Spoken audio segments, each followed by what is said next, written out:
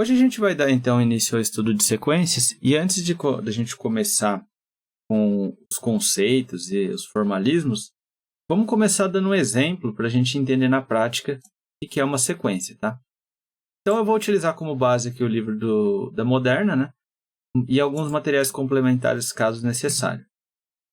Bom, o primeiro exemplo, acho que mais natural da gente pensar, vamos escrever aqui uma sequência bem simples, tá? Que é a sequência dos números pares.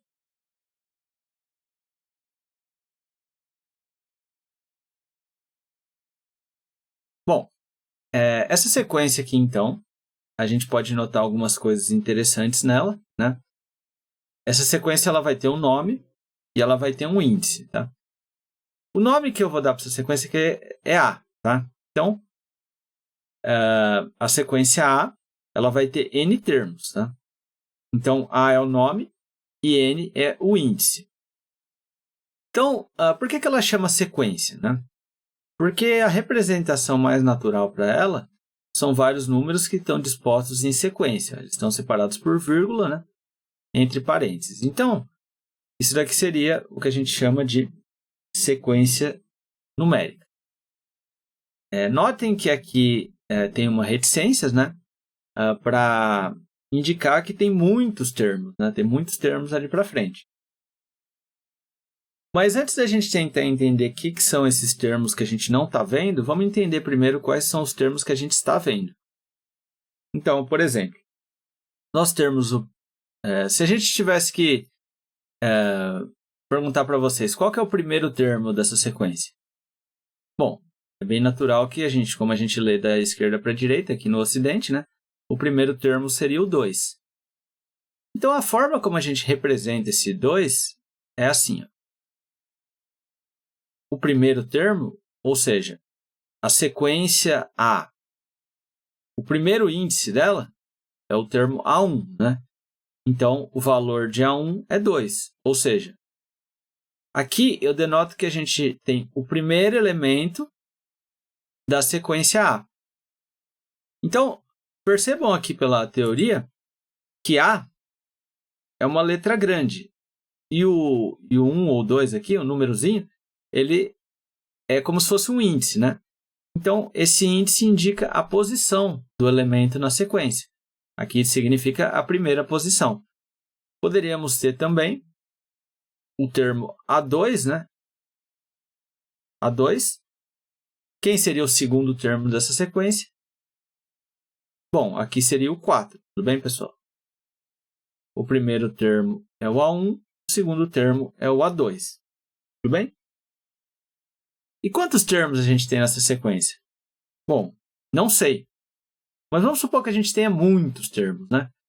E se eu perguntasse para vocês agora qual que é o termo A50? Bom, professor, eu teria que contar, né? Eu começo aqui, ó. 1, 2, 3, 4, 5.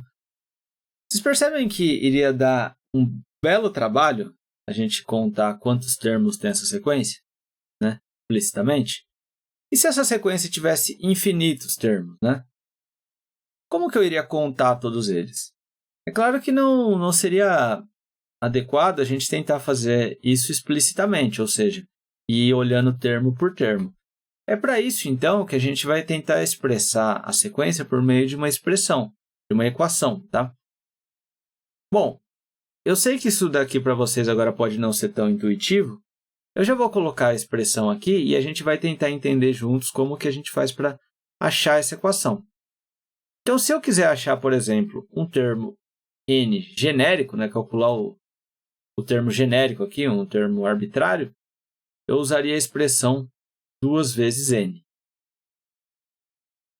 Bom, vamos ver como que a gente pode usar isso na prática, tá? Entender isso de uma forma mais prática. Vamos supor, então, que a gente quer calcular o termo A1. Bom, o termo A1 vejam que essa sequência ela vai ser uma função, tá, pessoal? Vocês já estudaram função.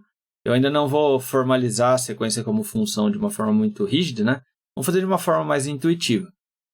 Então, ela tem que depender de n como uma variável, tá? No caso aqui do primeiro termo, a gente sabe que o n é igual a 1. Então, se eu fizer o n igual a 1 nessa expressão, eu vou ter aqui 2 vezes 1, certo? 2, que é o coeficiente da equação, e n, que é justamente o número do índice.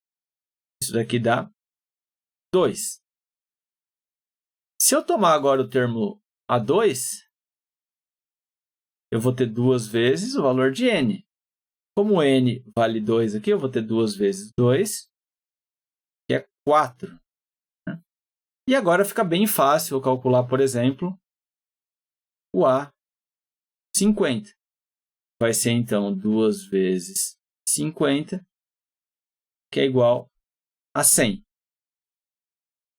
Dessa forma, então, pessoal, a gente consegue encontrar uma formulação, né, para que a gente consiga calcular qualquer termo dessa sequência. Né?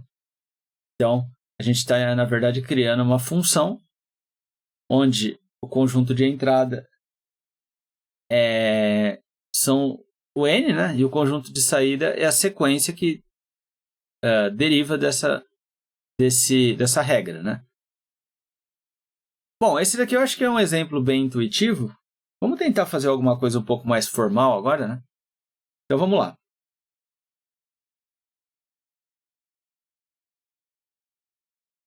Seja a n pertencente aos números reais e n pertencente aos números naturais, então a gente vai descrever a nossa sequência da seguinte forma. A1, A2, A3, até um termo genérico AN. Tudo bem? Coisa muito importante, pessoal. A gente nota aqui que os termos da sequência eles pertencem a R, né? Ou são reais. E os termos do índice aqui eles são naturais. Né? Então, eu falei para vocês que a sequência, na verdade, ela é uma função. Vamos lembrar que é uma função do ponto de vista, primeiro, de conjuntos. Deixa eu tentar fazer um pouco mais comprido aqui. Vocês não reparem nos meus desenhos. Não sou um excelente desenhista. Então, aqui a gente vai ter, por exemplo, um conjunto de saída, que a gente vai chamar de domínio, e um conjunto de chegada, que a gente vai chamar de imagem.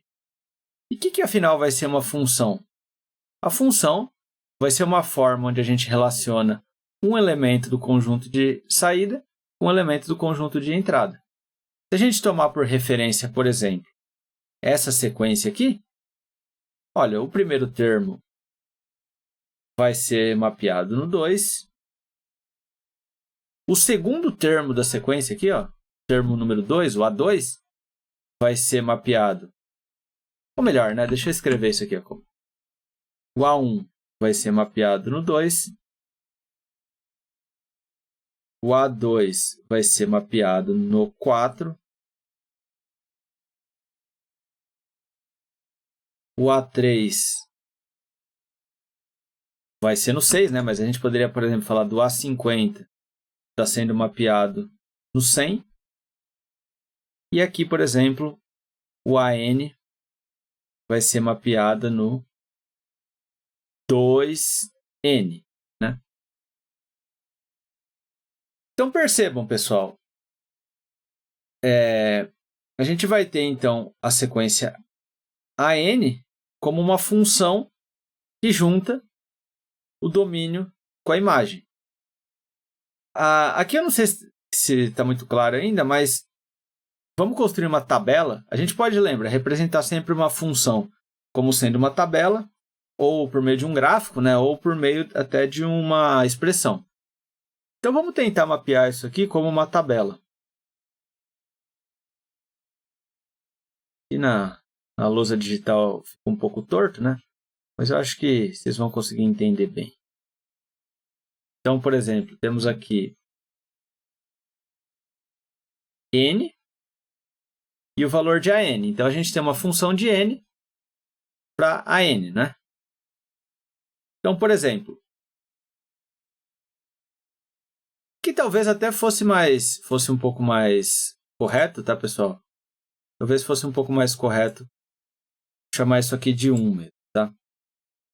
1, 2, 50 e n. Porque são os elementos que vivem no domínio, né? Então, a gente teria, por exemplo, para n igual a 1, a gente teria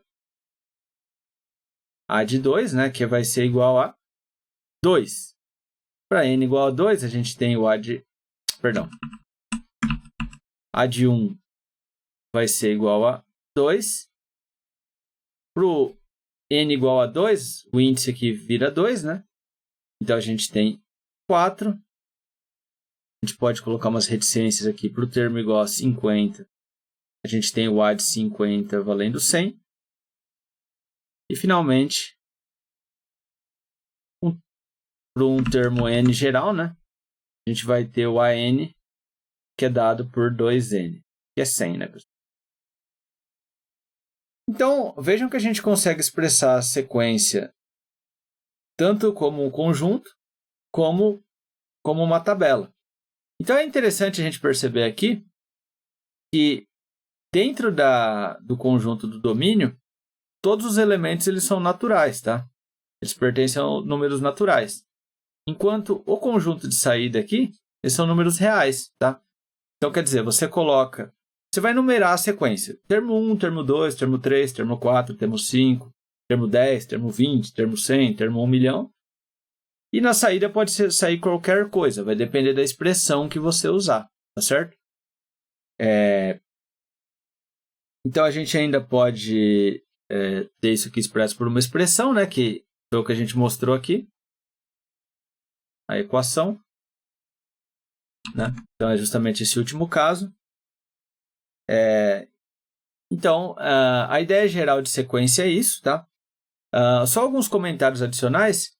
Perceba que essa sequência aqui, ela tem um último termo, tá? Não sei que termo é esse, mas tem um último termo.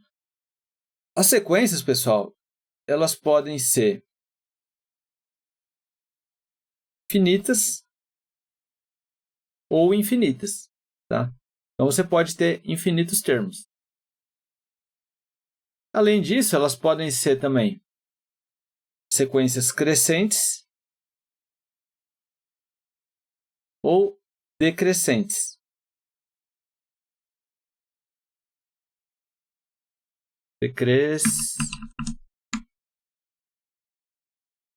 Decrescentes. Então, eu vou dar só alguns exemplos aqui de algumas sequências, tá? Só para a gente entender como que funciona isso. Por exemplo, né? Então, a gente tem essa primeira sequência aqui, que ela é uma sequência crescente, né? Ela cresce de 1 em 1. Então, qualquer valor que você pegar mais para frente aqui, vai ser maior do que os anteriores. Você tem também o caso das sequências decrescentes, né? Que, no caso onde cada valor que você pega mais para frente, ele se torna menor. Aqui, a gente pode falar que ela é não decrescente, mas é difícil falar que ela é estritamente crescente. Ela é, pessoal, mas veja. Desse termo para esse, ela não cresce. Desse termo para esse, ela cresce. Aqui ela não cresceu, aqui ela cresceu. Então, ela é não decrescente, mas dizer que ela é estritamente crescente é um pouco forte, tá? E todas essas sequências aqui são infinitas, tá? Bom, o que seria uma sequência finita, né? Vou dar um exemplo aqui. Por exemplo, a sequência Bn, que vai ser 2, 4, 6, 8 e 10. Essa é a sequência dos números pares, só que são só 5 elementos, né? Então, essa daqui é uma sequência finita, né? Ela não tem infinitos termos, ela tem 5 termos só, então ela é considerada finita. E, finalmente, a gente pode pensar em sequências que também não podem ser definidas por uma expressão. Então, eu vou escrever uma terceira sequência aqui, que é a sequência C, né? que é a sequência dos números primos. Lembrando que os números primos são aqueles valores em que eles podem ser divididos só por 1 e por eles mesmos, né? Então, a gente tem como exemplo aqui o 2, 3. O 4 não pode ser considerado um número primo, porque ele é divisível por 2. Então, a gente tem o 5. A gente tem o 7, né? Lembrando que o 6 ele é divisível tanto por 2 quanto por 3. Então, aqui a gente tem, por exemplo, o 11 e o 13. E assim sucessivamente, né? Então, nós temos infinitos números primos. No entanto, não existe uma equação que consiga determinar um número primo qualquer. Então, por exemplo, eu quero o 100º número primo, né? Não existe uma expressão para isso. Então, ela é uma sequência também infinita, crescente, porém que não pode ser... Bom, a gente poderia até dizer que ela é uma função, né? Talvez, mas uma função que não tem uma expressão bem definida, tá, pessoal? Se existir uma expressão, o ser humano ainda não descobriu. E é justamente por ele não ter descoberto qual que é a regra que forma os números primos que, por exemplo, a gente consegue ter uma tecnologia como as senhas, tá? Então, as senhas modernas, ou que a gente chama de processo de criptografia, ele é baseado no conceito de que a função que gera os números primos é indecifrável. Então, talvez a gente trabalhe mais com esse conceito no futuro, mas é só para vocês entenderem que a importância da sequência dos números primos ela é fundamental para a tecnologia atual. A gente fica hoje por aqui, para não ficar muito longo o vídeo, e nas próximas aulas a gente vai ver algumas aplicações dessa sequência, tá, pessoal? Muito obrigado.